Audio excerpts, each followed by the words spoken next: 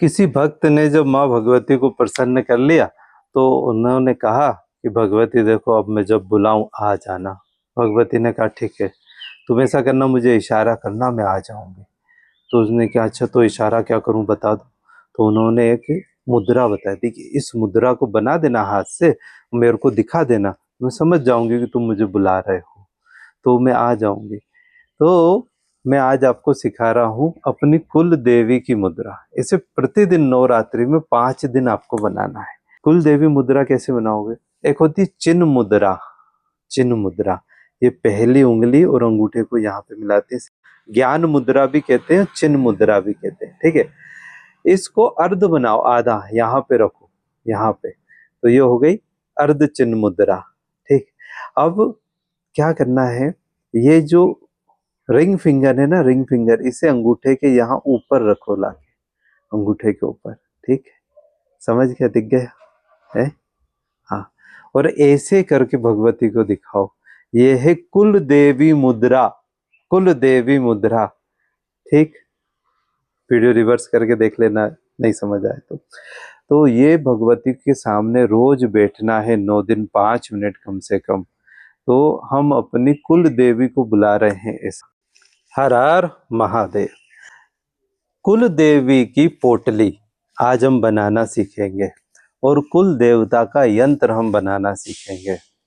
आपको जीवन में कितने भी संकट आ गए हों, अचानक जीवन में गिरावट आ गई हो, अचानक व्यापार बंद हो गया हो, धन का नुकसान हो गया हो, प्रतिष्ठा गिर गई हो, मानसिक तनाव रहने लगा हो, लगातार डर या घबराहट होती हो, बिना कारण नकारात्मक विचार आते हो, आत्मविश्वास खत्म हो गया हो, अजीब सा ही अनुभव होता है, रात को भी डर लगता है, किसी के होने का एहसास होता है, बुरे सपने आते हैं, नींद टूट जाती है, रात को नींद नहीं आती है, रिश्ते टूटने की कगार पर हैं, दोस्तों से, परिवार में, वैवाहिक जीवन में संकट आ गया है, तो ये सब जो लक्षण है ना, ये किसी ना किसी तंत्र बाधा के लक्षण भी हो सकते हैं, बल्कि हैं, ठीक है।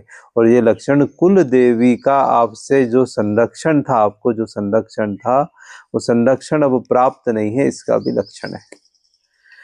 दक्षिण दिशा में मुख करके कुल देव्यै नमो नमः, कुल देवताभ्यो नमो नमः, यह तो प्रतिदिन हमें बोलना ही चाहिए।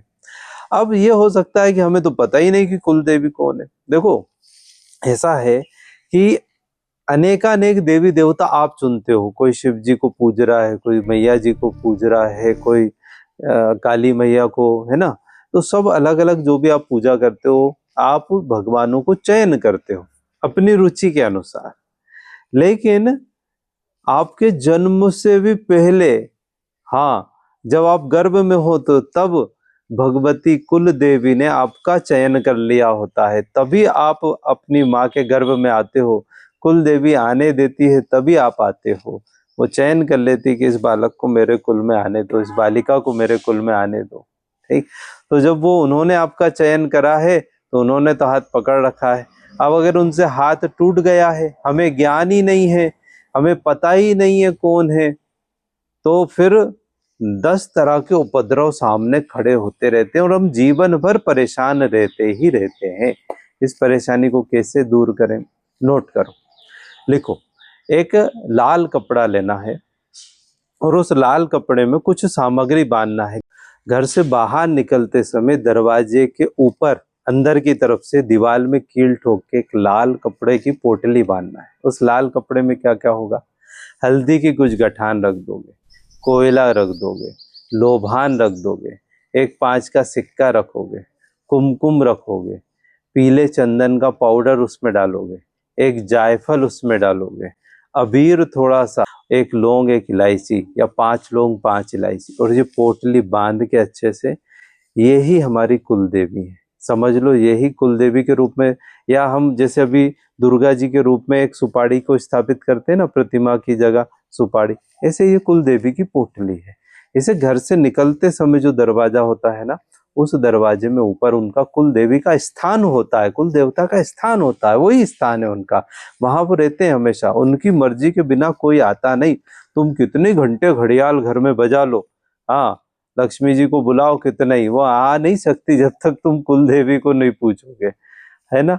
तो वहां कील ठोक के ये पोटली बांध दो और धूप धूप दिखा दिया करो। और घर से जब भी किसी कार्य से बाहर जाओ तो भैया उनको प्रणाम करके उनसे बोल के जाओ कि मैं इस निमित्त जा रहा हूँ, ऑफिस जा रहा हूँ माता, जब लौट के आओ तब भी आ गया मैया, ऐसे बात कर लिया करो। ठीक है, चलो ये तो एक बात हो गई। दूसरा, अभी 9 दिन की साधना हम कराएंगे। 9 दिन जो साधना होने वाली है, इसमें विशेष तंत्र मार्ग के जो मंत्र हैं उनके द्वारा साधना होगी। क्या क्या होगा इस साधना में उसे सुनो, फिर आगे और काम की बात भी करें। ये प्रतिदिन रात को 9 बजे होगी। आचमन, मार्जन, स्वस्ति वाचन, संकल्प, गणेश पूजन, गणेश गौरी पूजन, भगवती गौरी का ध्यान, प्रार्थना, कलश पूजन, नवग्रह पूजन, षोडश मातृका पूजन, गणेश अथर्वशीष, 16 उपचार पूजन, कुंजिका कीलक, अर्गला कवच, दुर्गा बीज मंत्रात्मक साधना, मृत संजीवनी मंत्र साधना, शाप विमोचन, जीवन भर कुछ ना कुछ लगता रहता है जिसे हम प्रारब्ध कहते हैं, पाप कहते हैं, पाप कर्म बन जाते हैं, शाप विमोचन मंत्र, उत्कीलन मंत्र जो भी बंधा हुआ है, रात्रि सूक्त, देव अथर्व शीर्ष, सप्त श्लोकी दुर्गा, 108 अष्टोत्तर सतनाम, गुप्त मंत्र आराधना, तंत्रोक्त देवी सूक्त, काली सहस्त्र नाम, कवच, अर्गला कीलक, कुंजिका पाठ, मंगल आरती, दुर्गा आरती, विद्यावासिनी आरती, मंत्र पुष्पांजलि, क्षमा प्रार्थना, देवी अपराध क्षमा, ये सब होगा प्रतिदिन 9 से 10, 1 घंटे में फास्ट स्पीड से। और एक यंत्र भी सिद्ध होगा, आप ही को करना है भोजपत्र पे। ये जो श्री यंत्र आप सिद्ध करोगे और एक काली यंत्र सिद्ध करोगे, इससे धन भी आएगा।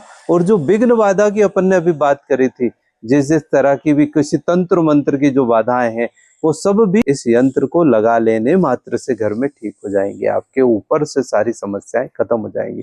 इस यंत्र को इन 9 दिनों में आपको सिद्ध कराया जाएगा। तो 2-2 यंत्र सिद्ध कराए जाएंगे, एक आपके लिए और एक ऐसे भी लोग हैं ना जो बेचारे पूजा नहीं कर पा रहे, तो उनको अपन दे देंगे, वो अपन से ले लेंगे, प्राप्त कर लेंगे। तो प्रतिदिन 1-2 घंटे की साधना इसके यंत्र के ऊपर जब अपन करेंगे, इसे यंत्र को चार्ज करेंगे, तो सोचो अपन ऐसी बाजार से कहीं का भी चार्ज यंत्र खरीद ले, तो वो क्या करते हैं 50 यंत्र रखते हैं और यूं ही ऐसे पूजा कर दी, हो गया साहब, धूप धूप दिखा दी, यंत्र बेच रहा है, अपन उस यंत्र को ले आते, तो उसमें इतना कमाल।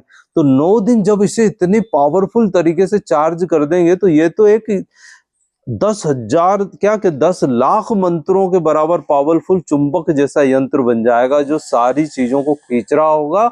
धन को श्री यंत्र और काली यंत्र हर तरह से आपको एक प्रोटेक्ट कर रहा होगा, ये पूरे साल भर आपकी रक्षा करेगा। ठीक है, तो ये यंत्र भी अपन बनाएंगे। अगर आपको अपना कुल देवी नहीं पता है तो गोत्र से पता कर सकते हो, मैं उसकी पूरी लिस्ट अभी आपको देने वाला हूं। अगर आपको अपना गोत्र पता है तो आपको कुल देवी भी पता चल जाएगी।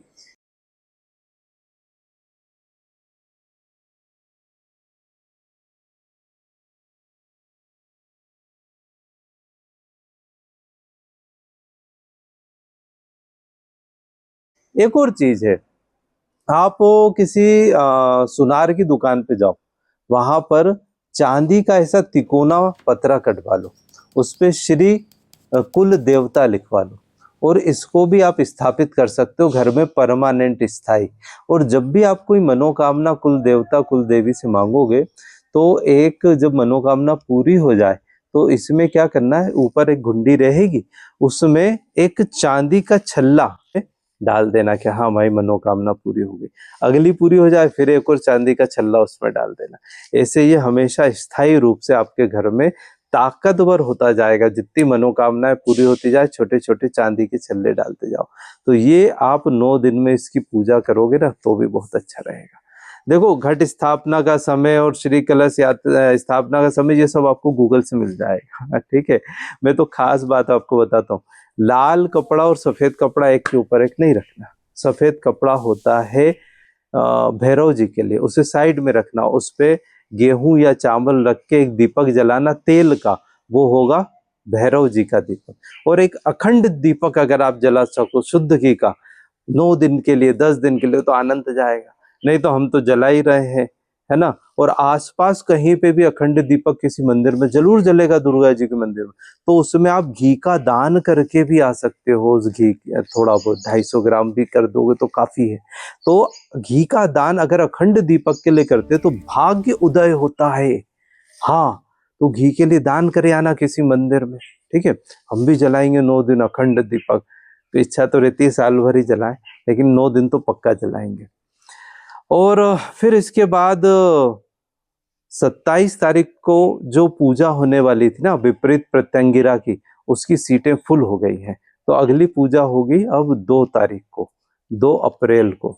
तो अगर आपको करवानी हो तो आपको भोपाल आना पड़ेगा, वो सामने ही रह के आपको करवाएंगे। तंत्र मार्ग, तंत्र जितनी बाधा है तंत्र की, उन सबको काटने के लिए।